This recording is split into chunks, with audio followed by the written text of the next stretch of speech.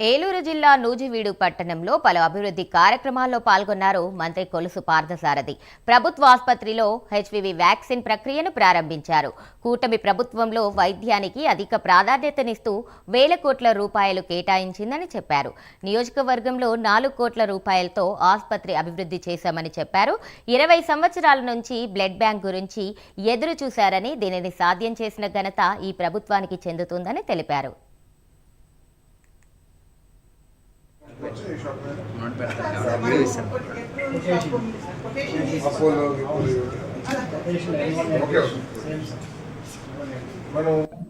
చంద్రబాబు నాయుడు గారి నాయకత్వంలో ఆంధ్రప్రదేశ్లోని ప్రతి పౌరుడికి కూడా 2.5 లక్షల రూపాయలు విలువ చేసే ఉచిత వైద్యాన్ని అందించాలని చెప్పేసి యూనివర్సల్ స్కీమ్ అని చెప్పేసి అందర్ universal health policy of Andhra Pradesh అని చెప్పేసి ఒక పాలసీ తీసుకొస్తా ఉన్నాం.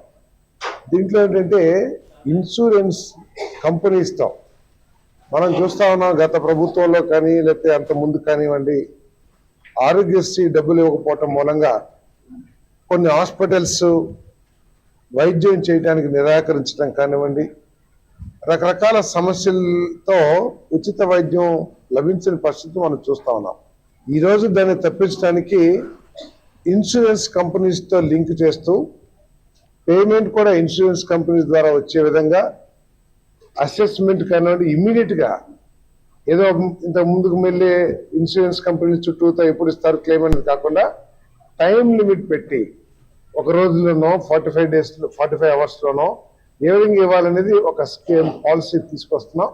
ముఖ్య ఉద్దేశం అంటే డీటెయిల్స్ పూర్తిగా నడిగిల్లో కానీ ముఖ్య ఉద్దేశం ఏంటంటే 2.5 లక్షల ఉచిత వైద్యాన్ని ప్రజలందరూ కూడా అందించాలనేది ఈ విధానం అని చెప్పేసి మనం చేస్తాం. అదేవిధంగా సంజీవిని మన రాష్ట్రంలో ప్రతి ఒక్కరి హెల్త్ రికార్డ్స్